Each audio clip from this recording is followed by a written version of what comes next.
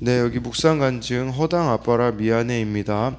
저는 군복무 시절 이라크에 파병을 가 근무하던 중 날마다 큐티하는 여자라는 신앙서적을 읽었습니다. 그리고 귀국하여 그 책을 아내에게 주었는데 그 책을 읽고 아내는 큐티하는 공동체에서 신앙생활을 하게 되었습니다. 하지만 저는 죄 가운데 세상의 쾌락을 즐기고 있던 터라 아내와 함께 믿음 생활을 하지 못했습니다.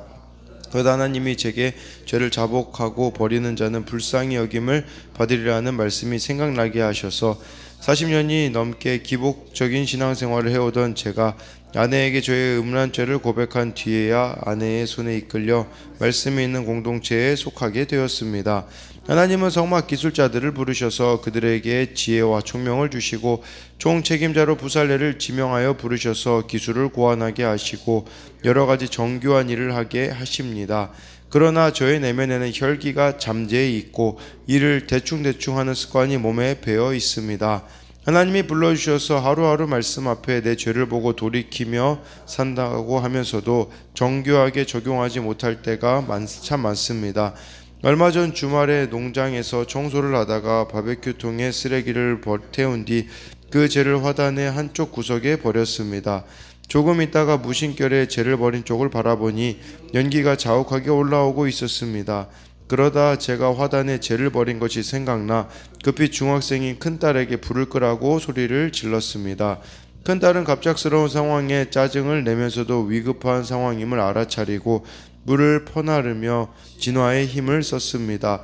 상황을 수습한 후 제가 큰딸에게 농막에서 스마트폰 게임만 하고 왜 주변 상황을 세심히 돌아보지 않냐며 야단을 치니 큰딸은 잘못은 아빠가 해놓고 왜 나에게 그러냐며 소리를 질렀습니다. 순간 화가 났지만 그때 하나님이 제 마음을 하나님의 영으로 충만하게 하셔서 우리에게 성막을 지으라고 하신 말씀의 적용으로 곧바로 큰딸에게 허당 아빠라서 미안해 라고 사과했습니다. 하나님은 이렇게 작은 사건으로도 정교하게 말씀해 주시는데 저는 모든 일에 세심하지 못하고 대충대충 하는 습관이 있음을 고백합니다. 이제는 제 삶 속에서 믿음의 교훈을 찾고 하나님이 주관하시는 일상을 정교하게 마무리할 수 있기를 소망합니다. 적용하기입니다. 가정과 직장에서 일을 할 때 꼼꼼히 여러 번 확인하겠습니다. 매 주일 저녁에 아이들과 함께 가정 예배를 드리겠습니다. 네, 여기 나와 있는 이 묵상 간증처럼 좀 하나님은 성막 기술자들을 부르셔서 지혜, 총명도 주시고 정교한 일을 하게 하시는데 근데 하루하루 말씀 앞에 내 죄를 보고 돌이키며 살아간다고 하면서도 정교하게 적용하지 못할 때가 이렇게 많다라고 하면서 정말 이렇게 불이 날 뻔한 이런 사건들 속에서 하나님은 작은 사건으로도 정교하게 말씀해 주시는데 저는 모든 일에 세심하지 못하고 대충대충 하는 습관이 있음을 고백하며 성막이 정교하게 지음을 이렇게 받는 것처럼 우리 인생도 이렇게 하나님의 말씀에 정교하게 다스림을 받는 것이 중요하다라고 할 수 있습니다. 오늘은 출애굽기 35장 30절부터 36장 7절까지인데요. 30절에 모세가 이스라엘 자손에게 이르되 볼지어다 여호와께서 유다 지파 훌의 손자요 우리의 아들인 부살레를 지명하여 부르시고 라고 이렇게 말씀해주고 있어요. 이 다른 것보다 지난번에도 설명드렸지만 이 훌의 손자였다라고 하잖아요. 이 부살렐이. 네, 이 부살렐이 훌의 손자였다라는 것은 훌은 또 이 아말렉과 전투 벌일 때 모세의 팔을 들었던 그의 손자라고 할 수 있어요. 근데 중요한 것은 여기서 부살렐을 지명하여 부르셨다. 네, 지명하여 부르셨다라는 것은 이름으로 부르셨다라는 뜻이거든요. 그러니까 이름으로 부르셨다라는 것은 하나님이 인격적으로 먼저 이 부살렐을 만나 주시고 특별한 관계를 맺으셨음을 의미하는 겁니다. 그러니까 지명하여 부르신 게 너무나도 중요해요. 많은 사람들이 그냥 하나님이 부르셨다라고 하지만 그 관계 속에서 살아가는 자들은 많지 않다라는 것이죠. 그러니까 이 이름을 지명하여 부르셨다라는 것은 그냥 우리를 부르신 게 아니라 하나님과 관계 속에서 살아가도록 부르셨고 그 관계 속에서 우리가 사명을 감당할 수 있는 것을 말씀해주고 있다라는 것입니다. 그래서 이 30절에서는요 하나님이 어떤 자리에 나를 지명하여 불러주셨나요? 여러분들을 다 부르신 자리가 있을 겁니다. 뭐 가정도 될 수 있고요, 직장도 될 수가 있겠고, 각자가 그곳에서 근데 지명하여 불렀다라는 것은 여러분들이 하나님과의 특별한 관계를 맺어야지만 그 부르신 자리에서 사명을 감당할 수가 있다라는 것이겠죠. 31절에요. 하나님의 영을 그에게 충만하게 하여 지혜와 총명과 지식으로 여러 가지 일을 하게 하시되, 네, 하나님의 영을 그에게 충만하게 하였다라는 것은 네, 가득 채울 것이다, 넘치게 할 것이다 라는 뜻이 있거든요. 그러니까 하나님이 부살레를 부르셔서 하나님의 영을 차고 넘치도록 부어 주셨다라는 거예요. 성막 제작하는 것은 기술이 있다고 할 수 있는 게 아니라 하나님이 성령을 넘치도록 부어 주셔야 가능하다라는 거죠. 근데 마치 하나님의 영이 가득 채워졌다라는 것은 창세기 1장 2절에 하나님이 천지 창조하실 때 하나님의 영이 수면 위에 운행하셨다라는 말씀이 있잖아요. 그러니까 이 성막 건설이 천지 만물을 지으신 하나님의 지혜의 영, 즉 성령의 작업이라는 것을 말씀해 주는 거죠. 마찬가지로 교회도 그렇지 않습니까? 성령이 없는 교회는 인간 집단에 불과해요. 성령이 없는 교회 모임은 인간사만 이야기하고 누군가의 뒷담을 이야기할 수밖에 없는 모임이 되어줄 수밖에 없는 것이겠죠. 그렇기 때문에 우리들의 모임 가운데 성령이 일하실 수 있도록 성령의 도우심을 구하는 것이 너무나 중요하다라고 할 수 있습니다. 그래서 31절에 대한 적용 질문은 주어진 일들을 내 힘으로만 하려고 하고 있지는 않습니까? 아니면 하나님께 먼저 지혜와 총명을 성령을 구하고 있습니까? 32절 33절에요.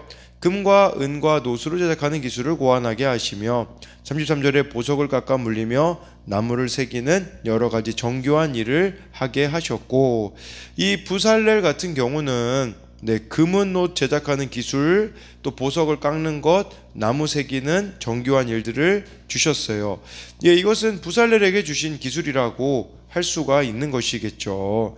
그러니까 이것은 하나님이 가정과 직장과 교회 가운데 우리를 부르셨다면 감당할 수 있는 힘을 주신다라는 것이에요. 그리고 이 감당하는 일은 한 명이 다 하는 게 아니라는 것을 우리가 기억해야 합니다. 교회 일에 대하여서도 어떤 특정한 사람이 다 감당하는 게 아니라 이렇게 나누어져서 감당해 나가는 그런 연합의 모습을 하나님이 기뻐하신다라는 것을 보아야 하는 것이겠죠. 34절 35절 보면요, 또 그와 단지파 아히사막의 아들 오홀리압을 감동시키사 가르치게 하시며 35절에 지혜로운 마음을 그들에게 충만하게 하사 여러 가지 일을 하게 하시되 조각하는 일과 세공하는 일과 청색 자색 홍색실과 가는 배실로 수놓은 일과 짜는 일과 그 외에 여러 가지 일을 하게 하시고 정교한 일을 고안하게 하셨느니라.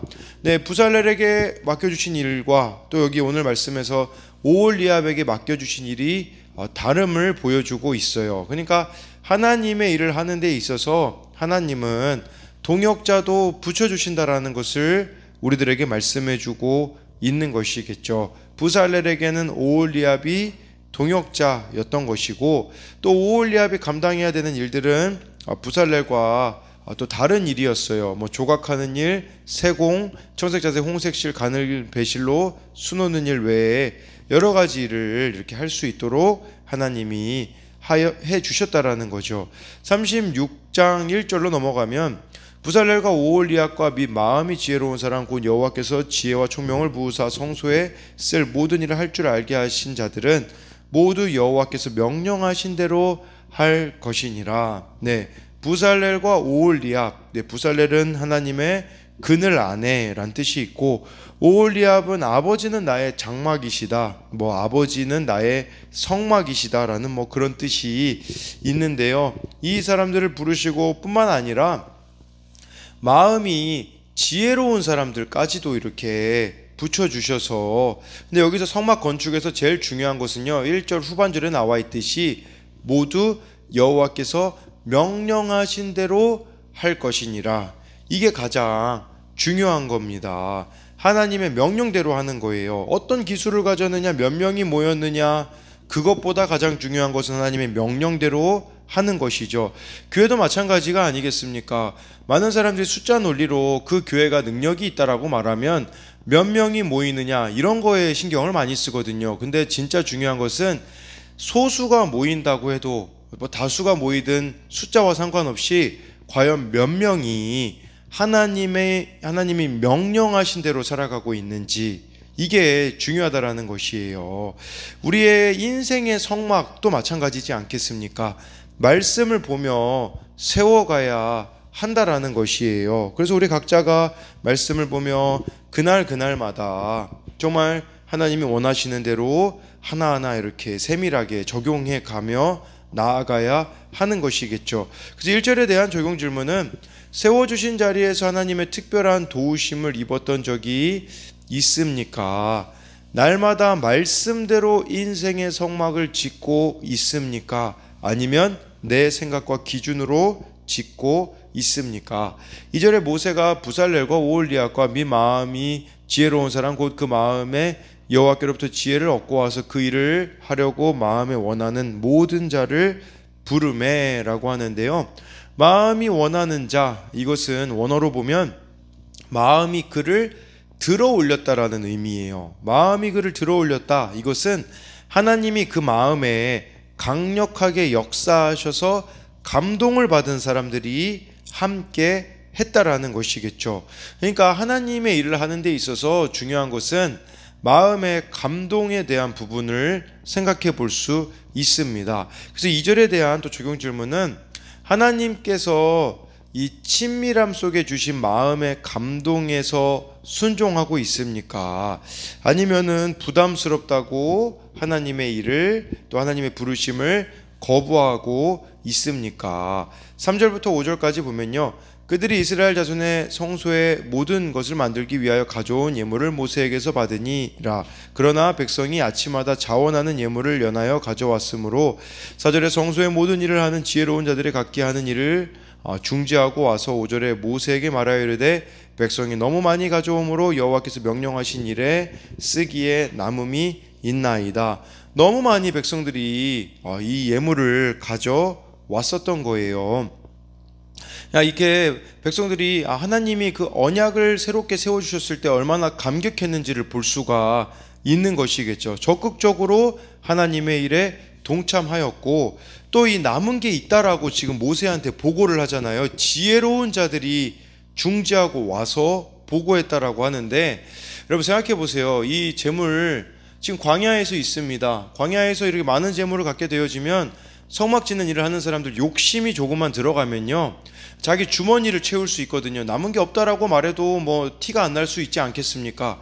근데 중요한 것은 여기에 마음이 지혜로운 자들은 청지기 의식을 가졌다라는 것을 우리들에게 보여주고 있어요. 그러니까 성령으로 충만하면 정직할 수밖에 없는, 청지기적인 모습을 보여줄 수밖에 없다라는 것을 우리가 기억해야 되는 것이겠죠. 대표적으로 그 신약에 보면 아나니아와 막 삽비라가 전부를 막 드렸다라고 거짓말을 했을 때 정말 그 베드로를 통하여서 그들이 그 자리에서 이렇게 성령을 속였을 때 즉사하게 되어지는 일들이 있지 않습니까? 그러니까 우리가 정말 중요한 것은 하나님의 일을 하는 것도 중요한데 정직하게 하고 있는가, 성령으로 충만한 것, 그것은 곧 이렇게 청지기적인 자세를 갖는 것과 동의어라는 것을 또한 기억해야 된다라는 것이고, 그리고 모세한테 이렇게 또 와서 보고하는 걸 보면요, 이미 모세가 본을 보였다라는 뜻이에요. 지도자로서 돈의 유혹을 전혀 받지 않는 그런 모습을 보여주었다라는 것을 뜻하는 건데요. 3절부터 5절까지 하나님의 일을 하는 데 있어서 나를 흔들 만한 요소는 무엇이 있습니까? 그러니까 하나님의 일을 하는데 여러분들이 흔들 만한 요소라는 것은 사람들의 인정, 돈, 그 외에 여러분들이 하나님만을 구하는 게 아니라 다른 것을 또 구하고 있는 부분들은 무엇이 있느냐라는 것이겠죠. 6절 7절에요. 모세가 명령을 내리매 그들이 진중에 공포하여 이르되 남녀를 막론하고 성소에 드릴 예물을 다시 만들지 말라 하며 백성이 가져오기를 그치니 7절에 있는 재료가 모든 일을 하기에 넉넉하여 남음이 있었더라. 이 모든 일을 하기에 넉넉하여 남은 게 있었다라는 것은요, 이스라엘 백성들이 가지고 있던 게 많다라는 뜻이 아닙니다. 왜냐하면 지금 광야 생활을 하고 있는데 그들이 쓸 수 있는 생필품은 제한될 수밖에 없겠죠. 그럼에도 넉넉하여 남았다라는 것은 자원하는 마음으로 자기 희생을 감수했다라는 거예요. 자기 희생을 보여주는 것이고, 그리고 여기서 또 한 가지 남음이 있었다라는 것은 하나님의 일은 하나님이 하시고 늘 넉넉하게 남음이 있게 하신다라는 겁니다. 그래서 6, 7절에 대한 적용 질문은 하나님으로 인하여 자기 부인, 자기 희생을 한 적이 있습니까? 하나님께서 내 삶을 풍요롭게 해 주셨음을 고백하나요? 네, 마지막으로 딱 두 가지 정도만 이야기 드리고 마치자면, 이 성막의 형태, 도면 크기 같은 것을 봤을 때 어떤 학자는요, 이 모습이, 이 모양이 마치 이집트 군대 진 내에 위치한 군용 막사와 비슷하다라고 주장하는 자가 있어요. 그러니까 군용 막사에 마당, 접견실, 내실로 이렇게 구분이 되었는데, 만약에 그 모습과 비슷한 모습으로 이 성막이 만들어졌다라는 것은, 그렇다면 이 성막이라는 것은 우리들에게 어떤 의미가 있는가? 바로 하나님이 이 총사령관 되신다라는 그 모습을, 이 성막의 모습이 보여준다라는 의미가 있다고 하더라고요.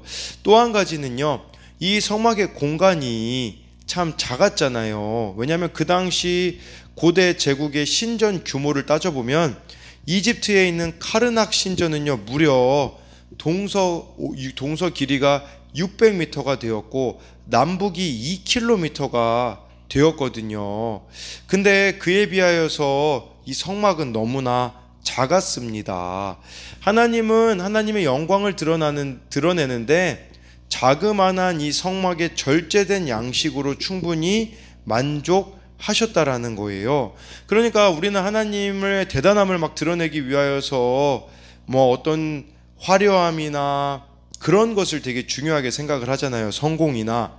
그러나 성막을 성막되게 하는 것은 규모나 화려함이 아니라 백성들의 적극적인 참여와 하나님의 임재, 함께 하심이라는 것을 우리가 기억함으로써, 너무나 우리도 한국교회가 비본질적인 것에 신경을 많이 써서 지금 변질된 모습을 보여주고 있지 않습니까? 그러나 핵심은 여호와의 명령을 듣는 것, 우리가 모든 그리스도인들이 하나님의 말씀을 들으며 거기에 순종하며 살아가는, 거기에 하나님이 더 많은 관심을 가지고 계시다라는 것을 기억함으로써 정말 부르신 자리에서 순종함으로 충만하게 하시고 풍성하게 하시는 그런 하나님의 역사를 경험해 나가시는 여러분들이 되시기를 소망합니다.